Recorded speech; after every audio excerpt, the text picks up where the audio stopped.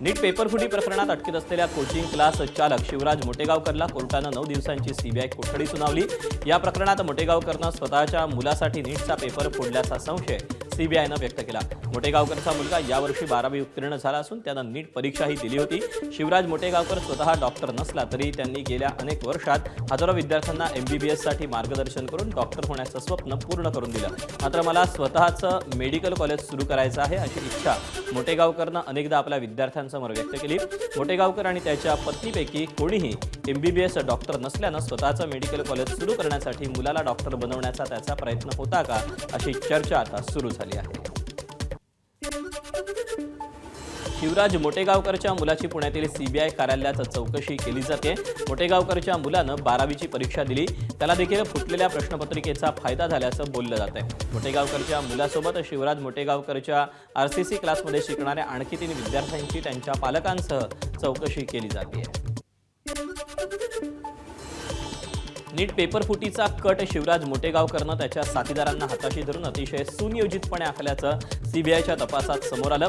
त्यासाठी मोटेगावकरनं सर्वात आधी त्याच्या क्लासमध्ये काम करणाऱ्या पीव्ही कुलकर्णीची एनटीएच्या प्रश्नपत्रिका सेट करणाऱ्या पॅनलवर वर्णी लावून घेतली। याच मनीषा मांढरेबाबत एक धक्कादायक माहिती समोर आली। मनीषा मांढरेच्या तपासात तांत्रिक अडचणी येतात। मनीषा मांढरेंनी प्रश्न फोडताना खबरदारी घेतली होती। 25 वर्षांपेक्षा अधिक काळ एकच विषय शिकवल्यानं मनीषा मांढरेची स्वतःची स्मरणशक्ती चांगली होती, त्यामुळे याच स्मरणशक्तीचा मनीषा मांढरेनं उपयोग केला। मनीषा मांढरेला सर्व प्रश्न तोंडपाठ होते, त्यामुळे मनीषा मांढरेनं कोणताही पुरावा मागे सोडलेला नाही। मनीषा मांढरेच्या या ट्रिकनं सीबीआय देखील चक्रावून केलाय। नीट पेपरफुटी प्रकरणाच्या तपासात सीबीआयची कारवाई आणखी वेगानं सुरू आहे। नागपुरात सीबीआयच्या दिल्ली पथकानं नीटच्या 2 परीक्षार्थी विद्यार्थिनींच्या घराची झडती घेतली। या दोन्ही विद्यार्थिनी नागपूरमधील एका कोचिंग क्लासमधल्या असून या कोतवाली पोलीस ठाण्याच्या हद्दीत राहत असल्याची माहिती समोर आली। या कारवाईमुळे नागपुरात खळबळ उडाली आहे। शिवराज मोटेगावकर सीबीआय अटकेत असताना त्यांच्या आरसीसी क्लासेसमधील विद्यार्थी वर्गाचं काय होणार असा सवाल उपस्थित झाला। लातूरच्या ट्युशन संस्कृतीत उभा राहिलेला आरसीसी पॅटर्न हा राज्यातला एक मोठा कोचिंग नेटवर्क मानला जातो। त्याचा विस्तार लातूरसह नांदेड, छत्रपती संभाजीनगर, पुणे, पिंपरी चिंचवड, हडपसर, अकोला, कोल्हापूर आणि नाशिकपर्यंत पोहोचला।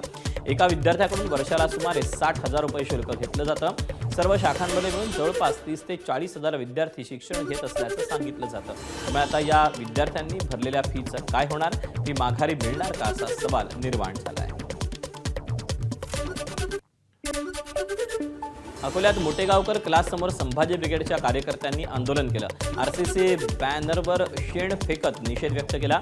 अकोला शहरातील आरसीसी मोटेगावकर कोचिंग क्लास समोर काल मनसे कार्यकर्त्यांनीही आंदोलन करून क्लासच्या बोर्डाला काळं फासलं होतं। तर संभाजी ब्रिगेडच्या कार्यकर्त्यांनी बॅनरवर आणि इमारतीवर शेण फेकत रोष व्यक्त केला।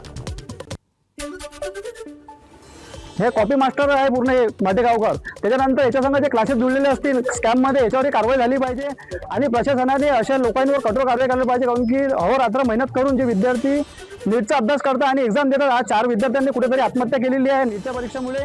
तरीही प्रशासन जागृत होत नाही। प्रशासनाने अशावर कठोर कारवाई करावी। याच्यात कुठे प्रशासन कायद्याचं मतलब आज आम्ही शेण मारलं यांना, कारण की मोटेगावकर तर इथं आहे नाही, तो अटक झाला आहे आणि याचे जे चेले आहेत हे चेले अजून पळून गेले, कारण की गुरु त्याचा चेले पळून गेलेले आहे। म्हणून आम्ही आज बोर्डावर याचं शेण मारलं। कधी याच्यावर हे क्लासेस कधी बंद झाले नाही अकोल्यातून, तर आम्ही हे क्लास फोडून टाकू। पिंपरी चिंचवडमध्ये संभाजी ब्रिगेडच्या कार्यकर्त्यांनी आरसीसी क्लासेसच्या फलकाची तोडफोड करून जोरदार आंदोलन केलं। शिवराज मोटेगावकरच्या अटकेनंतर संतप्त कार्यकर्त्यांनी शिक्षण क्षेत्रातील भ्रष्टाचाराविरोधात घोषणाबाजी केली। विद्यार्थ्यांच्या भविष्याची खेळ करणाऱ्यांना माफी नाही असा इशाराही आंदोलकांनी दिला। राज्यभरातील आरसीसी मोटेगावकर क्लास स्थानिक मॅनेजमेंटकडून बंद करण्यात आले। नाशिकमध्ये गंगापूर रोडवर आलिशान असा मोठा हा क्लास या ठिकाणी सुरू होता। मात्र सध्या नाशिकमधला क्लास देखील बंद आहे आणि क्लासला लावण्यात आलेले सर्व जाहिरातींचे फलक, इतर परिसरात असलेले होर्डिंग्सही काढून टाकण्यात आले।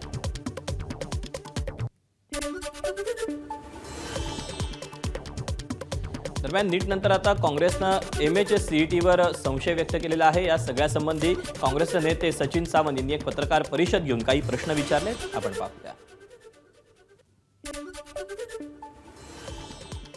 100% मार्क मिळवणारा विद्यार्थी 2 वर्षाचा अभ्यास करून त्या ठिकाणी देत असतो, हे लक्षात ठेवलं पाहिजे.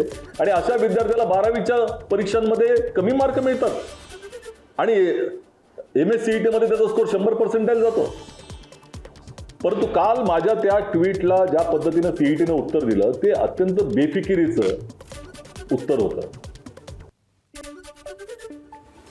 पंतप्रधान नरेंद्र मोदींनी देशवासियांना इंधनाचा वापर जपून करण्याचं आवाहन केल्यानंतर अनेकांना भविष्यातील आर्थिक संकटाची चाहूल लागली होती. ही भीती आता खरी ठरताना दिसते. पेट्रोल आणि डिझेलच्या दरात दुसऱ्यांदा वाढ करण्यात आली. यापूर्वी 15 मे रोजी पेट्रोलच्या दरात 3 रुपये आणि डिझेलच्या दरात 3 रुपये 11 पैशांची वाढ करण्यात आली होती. त्याला 4 दिवस उलटत नाही तोच पुन्हा पेट्रोल आणि डिझेलच्या दरात दुसऱ्यांदा वाढ झाली. पेट्रोलच्या दरात 86 पैसे तर डिझेलच्या दरात 83 पैशांची वाढ झाली. त्यामुळे पेट्रोलचा प्रति लिटर दर 107 रुपयांच्या पलीकडे जाऊन पोहोचला तर डिझेलचा दर हा प्रति लिटर 94 रुपयांच्या टप्प्याजवळ येऊन पोहोचला. आज सकाळपासून हे नवे दर लागू झाले. पेट्रोल आणि डिझेलच्या दरामध्ये पुन्हा एकदा वाढ करण्यात आली. सलग दुसऱ्यांदा दरवाढ झाल्यानं गोंदियातील वाहनधारकांनी देखील चिंता व्यक्त केली असून दरवाढ होत असल्यानं गाडी चालवायची तरी कशी असा संतप्त सवाल हे सगळे चालक विचारतायत. महागाई वाढेल तर कसा करावा तोच तो प्रश्न पडला आहे आता शेतकऱ्यांना कसा का शेतीमध्ये आता ट्रॅक्टर चालायचे आहे, डिझेलचे रेट वाढतील, गाड्या कसा काढावा हे विचार पडत आहे. कसं का करावा सरकारनं याबद्दल लक्ष द्यावं लागेल. काय मागणी आहे पेट्रोलची कमी दर काय? पेट्रोलची कमी दर झाल्या पाहिजे ना, डिझेलचे कमी दर झाल्या पाहिजे तेव्हाच तर शेतकरी गाड्या वगैरे चालवतील ना, आपले वाहन बरोबर चालवतील. सरकारने यावर लक्ष द्यावं आणि पेट्रोल डिझेलचे दर कमी करावं.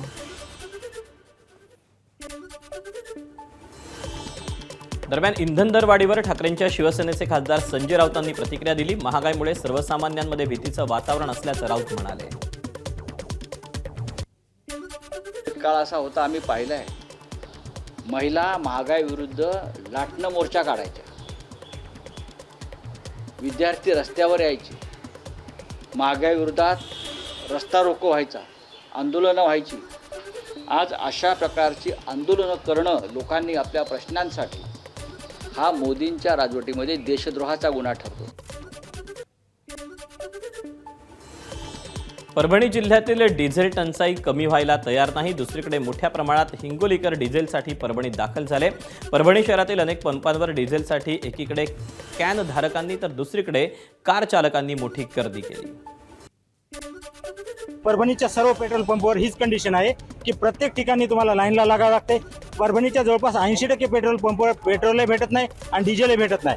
मोदी गव्हर्नमेंटमध्ये आपल्याला लाईनला लागायची सवय लागलेली आहे. ट्रॅक्टर ते करायचं डिझेलच भेटेना झाले साहेब. 4 दिवस झाले शेतामध्ये ट्रॅक्टर अडकून बसलं डिझेलमुळे ते होईना ना. ट्रॅक्टर तिथे अडकला आता डिझेलसाठी पसमतून निघालं. रात्री आले होते. कुठून आले तुम्ही? कळंबाड. जालना शहरासह जिल्ह्यात डिझेलचा तुटवडा मोठ्या प्रमाणात जाणवतोय. औद्योगिक वसाहतीमधील शेकडो मालवाहू ट्रकच्या 1 ते 1.5 किलोमीटरपर्यंत रांगा या पाहायला मिळाल्या. सर मी सध्या 1 ते 1.5 तास झालं इथं डिझेलच्या लाईन मध्ये. काय हालत आहे परिस्थिती? काय भरपूर बेकार परिस्थिती आहे. डिझेल गाडी भरावं का नाही अशी अवस्था झालेली आहे. गाडी भरली जर डिझेलचं म्हणजे भेटल की नाही भेटल याची पण म्हणजे चिंता मनातच राहते. कितनी देर से खड़े तू? आधे घंटे से खाए हैं. मिल रहा है? कैसी हालत है अभी? लाइन तो दिखाई. अभी तो मिल रहा है, बहुत समस्या चल रहा है डीजल के लिए. वाशिममध्ये डिझेल टंचाईची परिस्थिती गंभीर बनली आहे. या तुटवड्याला कॅनमध्ये डिझेल घेऊन जाणारेच कारणीभूत असल्याचा आरोप पेट्रोल पंप असोसिएशननं केला. दररोज 70 ते 75 हजार लिटर डिझेल विक्री होणाऱ्या वाशिममध्ये काल तब्बल 2 लाख लिटर डिझेलची विक्री झाली. त्यामुळे काही वेळातच पंपावरचा साठा संपला. या प्रकारावर पर्याय शोधण्याची गरज असोसिएशननं व्यक्त केली. कालचा सेल जो असेल तो जवळपास 2 लाख लिटरच्या जवळपास डिझेल सेल आहे. आणि हे सगळं परिस्थिती फक्त कॅनांना डिझेल कॅनामध्येच सगळ्या पंपावर जी गर्दी दिसत आहे ती फक्त कॅनाची आहे. आणि जे ट्रान्सपोर्ट आहे 4 व्हीलर्सच्या गाड्या आहेत त्यांना डिझेलचा पुरवठा आम्ही करू शकत नाही, कारण की त्यात वाद निर्माण होतात. आम्हाला कॅनामध्ये 2000 रुपयाचं डिझेल देतात तर गाड्यांमध्ये पण 2000 रुपयाचं डिझेल द्या.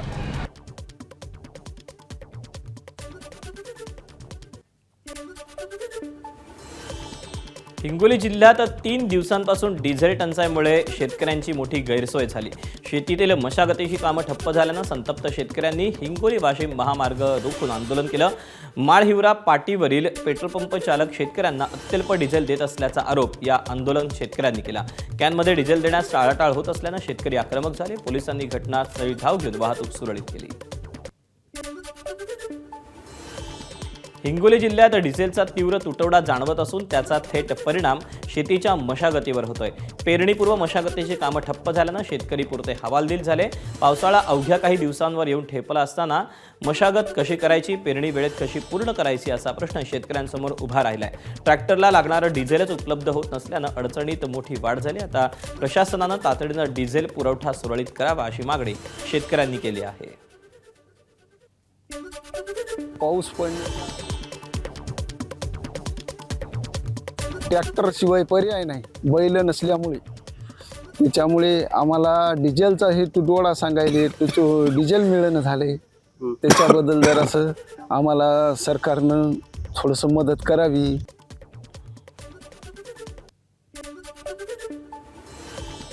सांगलीच्या ग्रामीण भागात पेट्रोल डिझेल मिळत नसल्यानं शेतीच्या मशागतीसाठी शेतकऱ्यांना पुन्हा बैल जुंपण्याची वेळ आली।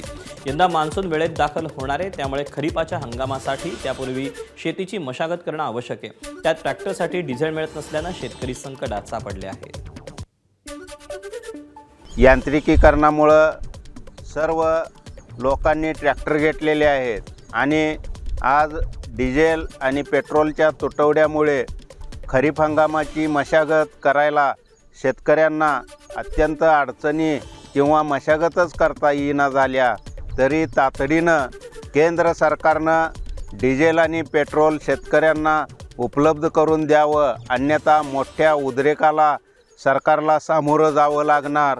शेतकरी तर अडचणीत आलेलाच आहे आणि त्याचबरोबर शेती न पिकल्यामुळं भाजीपाला असेल, गहू असेल, इतर जी पिकं आहेत जी खाण्यालायक आहेत सगळी ती पण पिकणार नाहीत आणि त्याचा थेट परिणाम हा देशाच्या GDPवर होणार आहे। GDP म्हणजे गॅस, डिझेल आणि पेट्रोल असं नव्हे तर ज्याला GDPचा आपला इकॉनॉमिकल बेस आहे, हा बेस हा शेतीवरती अवलंबून आहे। याचं भान या सरकारनं ठेवावं आणि ग्रामीण भागामध्ये जे आता पेट्रोल पंप आणि डिझेल पंप बंद पडायला लागलेत तिथं शेतकऱ्याला मशागतीपुरती तर डिझेल उपलब्ध करून द्यावं। हिंगोली जिल्ह्यात 3 दिवसापासून डिझेलचा तुटवडा निर्माण झाला, त्यापाठोपाठ गॅसचाही तुटवडा जाणवू लागला। हिंगोली शहरात भारत गॅस कंपनीच्या पवित्रेश्वर गॅस एजन्सीच्या बाहेर ग्राहकांची मोठ्या प्रमाणात गर्दी झाली। गॅस एजन्सीमधला आणि गोडाऊनमधला गॅस संपल्यानंतर थेट गॅस कंपनीच्या वाहतूक गाडीमधूनच गॅस सिलेंडर ग्राहकांना काढून दिले जात होते। दुधाच्या दरवाढीनंतर पावाच्या लादीच्या किमतीत वाढ झाली। 5 रुपयांनी दर वाढवण्यात आलेत। पाव बनवण्यासाठी लागणाऱ्या गोष्टीही महागल्यानं बेकरी व्यवसायावर परिणाम झाला। मुंबईमध्ये सर्वाधिक प्रमाणात पाव विकला जातो। वडापाव, मिसळपाव, भजीपाव, सँडविच सारख्या पदार्थांवर मुंबईत अनेक लोक अवलंबून असतात। त्यामुळे पावाच्या किमतीत झालेल्या वाढीचा थेट परिणाम सामान्यांच्या खिशावर जाणवू लागला आहे। डॉलरच्या तुलनेत भारतीय रुपयाची घसरण सुरूच आहे। रुपया 18 पैशांनी घसरला असून डॉलरच्या तुलनेत 96.38 पैशांवर पोहोचला आहे।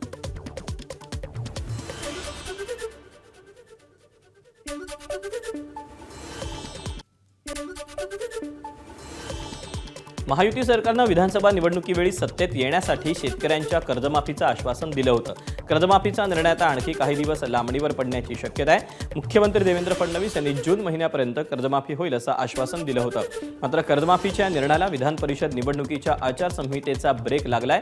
विधान परिषद निवडणुकीची आचारसंहिता सोमवारपासून लागू होणार आहे। ही निवडणूक बिनविरोध न झाल्यास 25 जूनपर्यंत आचारसंहिता राहील। 30 जूनपूर्वी शेतकरी कर्जमाफी करण्याचं सरकारचं आश्वासन होतं। सहकार मंत्रालयानं तसा प्रस्तावही तयार केला होता। मात्र आता विधान परिषद निवडणुकीमुळे हा निर्णय लांबणीवर पडणार आहे असं दिसतंय। त्यामुळे बळीराजाला कर्जमाफीसाठी आणखी काही दिवस वाट पाहावी लागेल।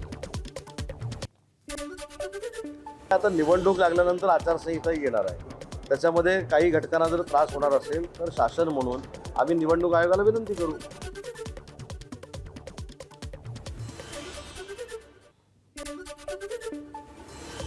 शेतकऱ्यांच्या कर्जमाफीवर शिवसेनेचे आमदार बच्चू कडू यांनीही प्रतिक्रिया दिली।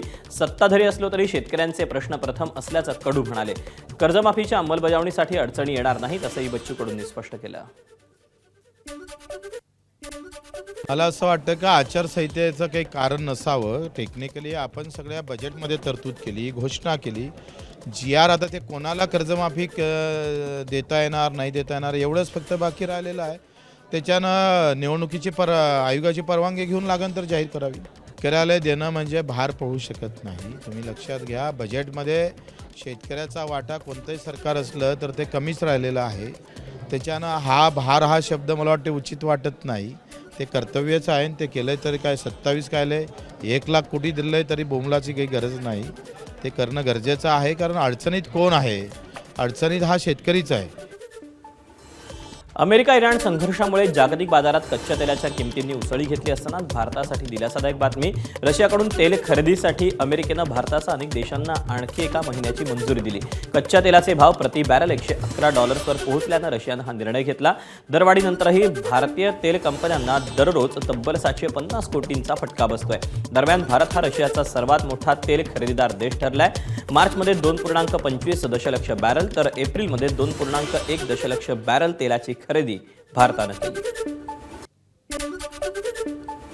इराणवर तातडीनं हल्ला करणार नसल्याची घोषणा अमेरिकेचे राष्ट्राध्यक्ष डोनाल्ड ट्रम्प यांनी केली. आखाती देशांच्या विनंतीनंतर ट्रम्प यांनी हा निर्णय घेतल्याचं सांगितलं. अमेरिका आजपासून इराणवर हल्ल्याची तयारी करत असल्याची चर्चा होती. मात्र चर्चेसाठी अमेरिकेला हवा तसा प्रस्ताव येत असल्याचं ट्रम्प यांनी म्हटलं. या प्रस्तावात इराणचा अणुविकास कार्यक्रम नसणार असंही त्यांनी स्पष्ट केलंय. पण करार न झाल्यास इराणवर मोठा हल्ला करू असा इशाराही ट्रम्प यांनी दिला. अमेरिकेच्या हल्ल्यांची आम्हाला जराही भीती नाही असं इराणनं स्पष्ट केलं. नव्यानं हल्ला नाही या अमेरिकेचे राष्ट्राध्यक्ष ट्रम्प यांच्या वक्तव्यांना इराणकडून जोरदार प्रत्युत्तर देण्यात आलं. आखाती देशांची घाबरगुंडी उडाली असल्याचा इराणचा दावा असून अमेरिकेनं आता आखाती देशातून आपलं सैन्य मागे घ्यावं अशी मागणीही करण्यात आली. इराणच्या सरकारी माध्यमांनी प्रसिद्धी पत्रकातून हे उत्तर दिलं. दरम्यान Iraq, Saudi, Kuwait, Bahrain, Qatar, UAEसह ओमान, जॉर्डन, सिरिया आणि तुर्कीतही अमेरिकेचं सैन्य हे तैनात असल्याचं समोर आलं. अमेरिकेचं इराणवर पूर्णपणे नियंत्रण असल्याचा दावा अमेरिकेचे राष्ट्राध्यक्ष ट्रम्प यांनी केला. इराणबाबत ट्रम्प यांनी पुन्हा एकदा दरपोक्तीपूर्ण विधान केलं. इराणकडे कोणतंही अण्वस्त्र असणार नाही असा ठाम दावा त्यांनी केला. इराणचं नौदल आणि वायुदल जवळपास संपुष्टात आलं असल्याचं ट्रम्प यांनी म्हटलं. तसंच इराणचं पहिल्या फळीतील नेतृत्व संपल्याचा दावाही त्यांनी केला. आणि आता इराणमधील दुसऱ्या तिसऱ्या फळीतील नेत्यांशी चर्चा सुरू असल्याचं ट्रम्प म्हणाले. अमेरिकेचे राष्ट्राध्यक्ष ट्रम्प यांच्या दरपोक्तीवर इराणकडून जोरदार पलटवार करण्यात आला. इराणसमोर अमेरिकेनं गुडघे टेकले असा दावा इराणच्या नेत्यांकडून केला जातोय. लष्करी सल्लागार मोहसिन रेझाई यांनी आमच्या ताकदीपुढे अमेरिकेला माघार घ्यावी लागली असं वक्तव्य केलं. ट्रम्प स्वतःच हल्ल्याबाबत बडबड करतात आणि नंतर ते बेत रद्द करतात अशी टीकाही इराणकडून करण्यात आली. ट्रम्प यांच्या धमक्यांना इराणनं थेट प्रत्युत्तर दिल्यानं तणाव आणखी वाढला आहे. ABP माझा, उघडा डोळे बघा नीट.